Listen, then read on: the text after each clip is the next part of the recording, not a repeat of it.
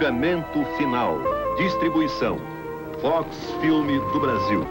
Versão brasileira. VTI Rio. O princípio meritíssimo é informar da renúncia. Um conceito enraizado nos rudimentos da lei estadual. É um simples caso de contrato assinado de comum acordo. Petições baseadas na emoção não têm lugar numa corte de justiça. Tribunal Superior, Departamento 3. Isso não pode ser! Protesto, meritíssimo! Silêncio! Silêncio! Isto não é um tribunal. Você não entrou por uma porta. Isso, senhoras e senhores, é a toca do coelho. E nós, como Alice, entramos nele. E saímos no País das Maravilhas. Cuidado com a rainha de copas. A Química Cargan.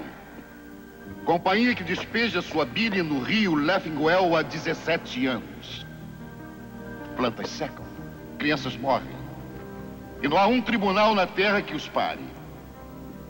Finalmente, um homem atingiu o limite. Frustrado, desesperado. Joga seu caminhão contra o escritório da fábrica e por um lindo e brilhante dia, o diabo desta fábrica fecha. Nós o homenageamos. Fazemos uma parada, dizemos até mesmo obrigado? Não.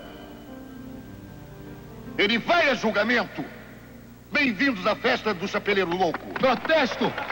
Protesto porque não corte sua cabeça. E foi pago de acordo com o contrato. Mas agora ele quer mais e pretende consegui-lo incomodando meu cliente. Sim, o reclamante é pessoa de posses. Sim, a IDEX é uma companhia de muito sucesso. Mas a lei, não a caridade, deve ditar nossos atos aqui. Sim. Sim. Ele entrou pela parede. E sim, fechou aquela maldita fábrica por um dia. E sim, ele é responsável por danos de 427 mil dólares. É um preço alto a pagar, mesmo que ele tenha salvo uma simples vida. Matando, eu lhe dou 427 mil dólares por seu filho. Quer?